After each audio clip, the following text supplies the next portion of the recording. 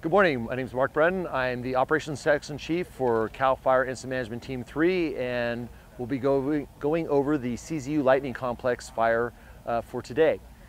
So overall, we had really good success yesterday with our firefighting suppression efforts. The weather was really cooperating with us. We had really good skies so that we could fly our aircraft in. The weather and the temperatures and the relative humidity moderated to such that we could really jump in, get our crews to work, and have a really effective day of putting on our lines and suppressing fire.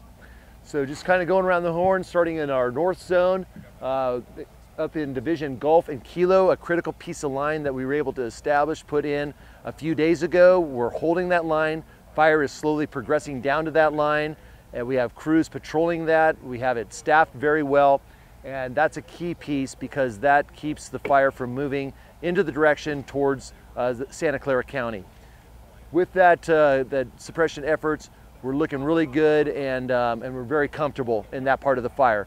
We're going to start seeing some winds that'll be coming from the west and the southwest, so that does put a push onto the fire in that portion. But with that control lines there and our comfort level, even with that push of the wind, we're feeling really confident up in that area. Moving down into the Echo area, we're continuing to put line in. The threat to the communities of Loma Mar, La Honda, Pescadero being mitigated every day by those lines being put in. Again, the fire is moving slowly down, progressing towards Loma Mar, but we have control lines. We have resources that are patrolling that area. Some of this we're allowing to burn, just simply for the fact that, again, with the limited resources, we do have some control lines in. We're monitoring status, but we're letting the fire get off of the more inhospitable terrain and something more favorable that we can work on.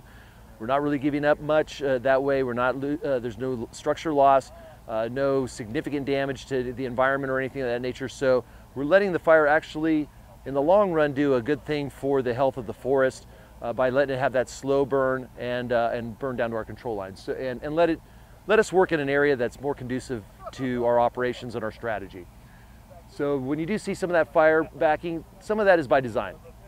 Moving down the coast, looking really good. Some of the fires I've said before, self-mitigated. It's gone out in some of the light flashy fuels. Again, with that marine influence has really helped us out.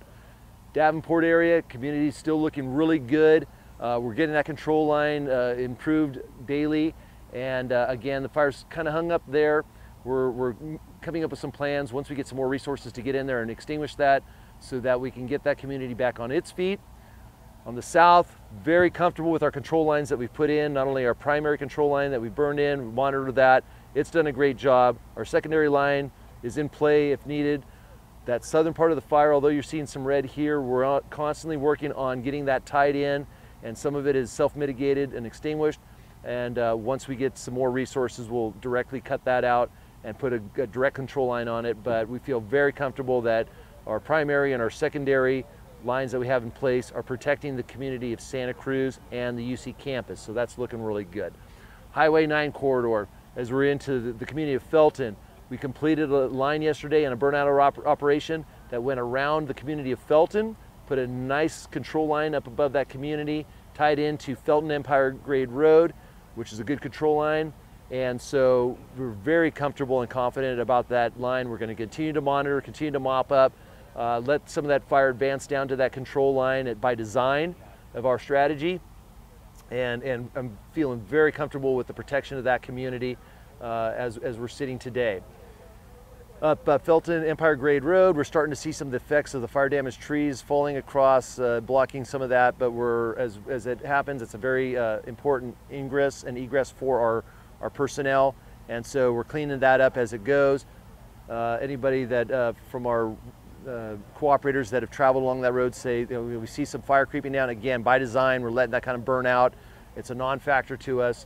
And in the overall picture of forest health, it's actually going to do a good thing, eliminate those unburned fuels that have been down and dead for a long time. And so for future potential fires, that'll help eliminate that for some years to come. Moving up the Highway 9 into Ben Lomond, south of Ben Lomond in the state park, we're doing a lot of work in there. Again, steep, treacherous terrain, not great to be fighting fire in, not really good for our overall strategy. So we're having to really changed the way we're thinking, how we're doing our strategy, our plan overall, and it's continuing to give us some challenges, but we're able to put some line in, work the fire around certain areas, and that's going to be a constant effort for us. But we don't have any sort of fire situation that's going to get up and run and be a huge threat. It's, again, that creeping type fire scenario throughout.